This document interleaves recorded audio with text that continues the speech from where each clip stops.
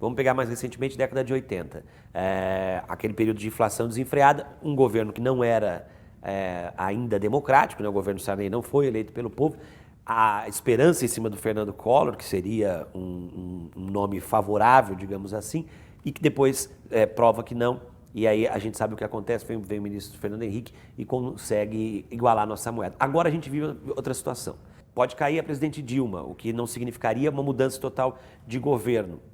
Ao mesmo tempo, a gente tem 2016, um ano de eleições, e onde vai mostrar quem está mais forte, quem está mais fraco. A economia brasileira hoje depende mais do economês mesmo, do cenário econômico, ou do que está por vir. Eu falo porque sexta-feira a gente teve a condução coerciva do presidente Lula e o dólar cai a 13,70. O mercado financeiro dá um sinal do que espera e como vai reagir diante do nosso cenário, né? Olha, eu vejo de uma forma diferente. Eu acho que boa parte das mudanças que aconteceram, elas foram consequências exatamente de crises financeiras graves.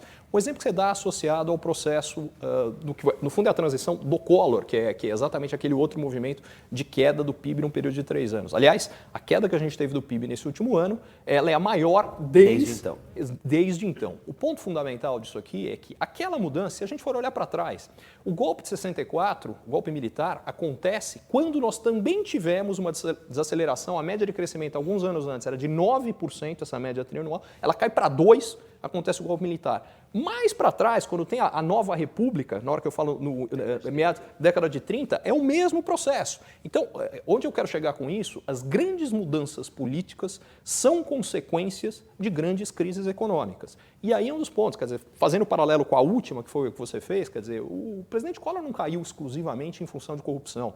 A gente tinha corrupção, o PIB despencando, a inflação comendo solto, os aliados caindo fora e o último aliado que sobrou era o Renan Calheiros.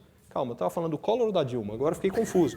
Não é coincidência. Mas é impressionante como se repete, né? Os personagens. Exatamente, mas mais do que os personagens, se repete a dinâmica. E aí é o ponto que eu acho que talvez a gente esteja perdendo um pouco a noção. Eu acredito que a gente está plantando sementes de mudanças positivas muito significativas para o Brasil nesse momento. É claro que qualquer semente, se você não regar, se você não cuidar, não vai nascer fruto disto. Mas se a gente for ver a mudança que a gente está tendo jurídica no Brasil, será que sem uma crise da gravidade da atual, a gente teria a decisão recente do Supremo, que a partir de agora alguém condenado em segunda instância vai em cana? Acho difícil que tivesse acontecido.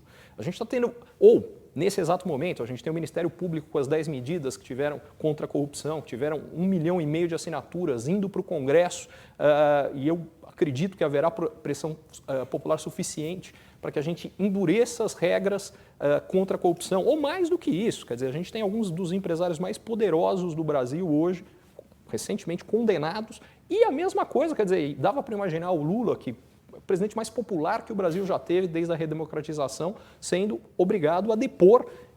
Eu acho que a gente tem uma mudança importante aí.